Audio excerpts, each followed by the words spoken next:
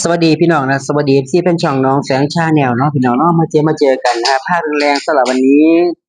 นะครับมากันด่วนๆอีกก็เหมือนเดิมนะสำหรับอาจารย์ถาวรรูปธรรมเนาะพี่น้องเนาะนะครับมากัน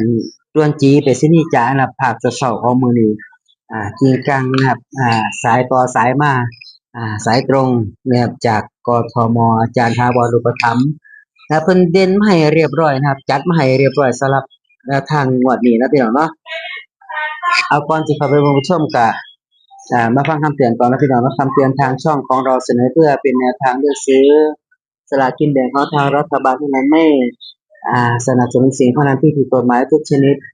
การพนันทุกชนิดล้วนมีความเสี่ยง100%ก่อนตัดสินใจโปรดใช้วิจารณญาณอาจารย์แต่ละท่านอาจารย์แต่ละสำนักแล้วแต่เป็นบุคคลธรรมดา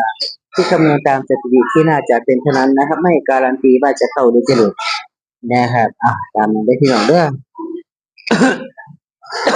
ขออภัยพี่น้องมา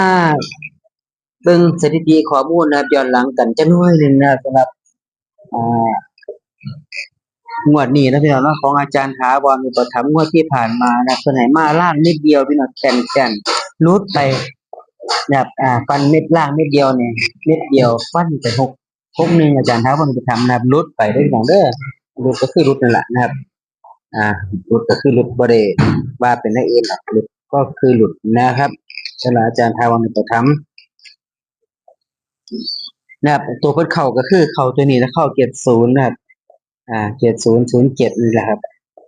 เข้าเพิ่นให้มาบนแต่ว่าไปเข้าล่างเอ้ยแม่นพี่น้องเพิ่นให้มาบนเข้าบน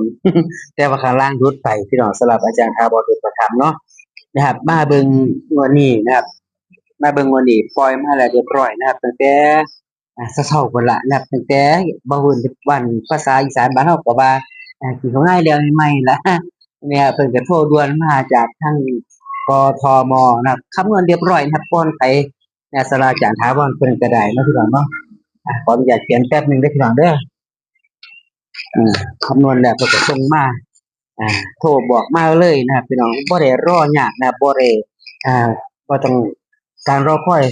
บ่ได้ทรมานคือการรอคอยเด้พี่น้องนะครับ16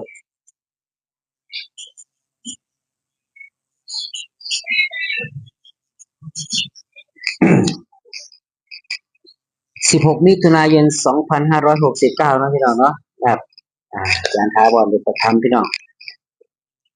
ขออนุญาตเช็ดงามๆก่อนพี่น้องจักเที่ยก่อนไอ้มีนเตรียมต้นมาไม่ได้ขีดบ่รู้กูกะเอาเด้แต่คนด่วน